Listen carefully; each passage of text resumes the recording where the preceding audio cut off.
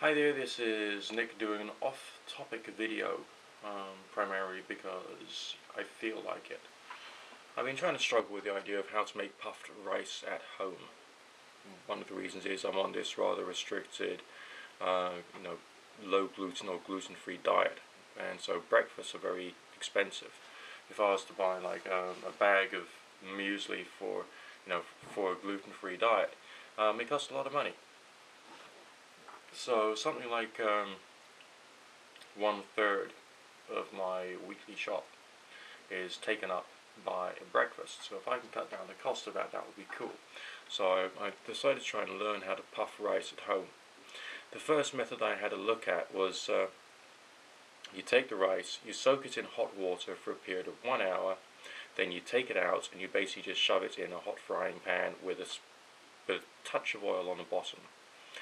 Basically didn't work. I ended up with something which basically looks like when you went fishing and you bought maggots for to feed the fish with, and some of them would start turning into flies and they would get into their little chrysalis. Well, it looked like lots of little maggot chrysalises, and it hadn't really puffed up at all, and it looked terrible. So that didn't quite work out. The other method seemed to be just to shove the uncooked rice straight into a frying pan where there's a teeny weeny bit of oil. And again, I got maggot chrysalis, which was disgusting. So I've done a bit more research, and it turns out that a well-used method to puff rice is to, number one, firstly cook the rice completely. Number two, dry it out completely. So you've got cooked rice, it's still expanded, it's still got some water content, but you've dried it out, so it's not going to basically just go all soft or whatever when you put it in the oil. Then you take a saucepan, not a frying pan, a saucepan, and you do it a bit like deep frying. You fill it up to quite a lot with the oil, and you heat it to the point whereby it's very hot, and it's got to be a type of cooking oil which has a very high temperature. Okay. Then you take a metal sieve, a metal strainer, and you put just a handful of your dried cooked rice in it, and then dunk that in just for a few seconds, and then the rice will then pop and it will look good.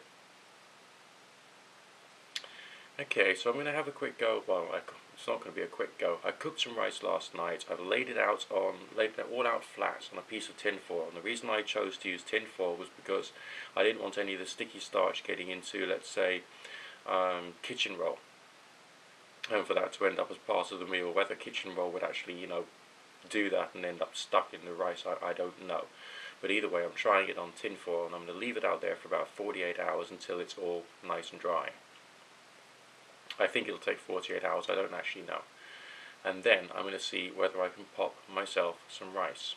And I may just do a video on it so that you can see my attempt to actually pop rice at home. If I'm successful, then I'm going to try and scrape a few pennies together and get a popcorn maker, and then see whether I can do the whole process in a popcorn maker. I've also noticed that some supermarkets sell partially cooked rice, not completely cooked, but partially cooked dried rice. And I also want to see whether that would be a way of doing it, of getting the rice already with some water content put into, ready for puffing. Because your regular uncooked rice does not have the water content that you need to actually puff the rice. Corn does have that. Alright, that's why popcorn is quite so easy, because the corn already has some water in it. Because you need the water, you need a high temperature, and then boom, everything can happen. So it's just fingers crossed, fingers, toes, and all the rest of that, kind of like, oops, crossed that this time I'll be able to get something that will be useful and won't actually be a waste of my rice. Just thought I'd let you know one of the things I'm playing with right now.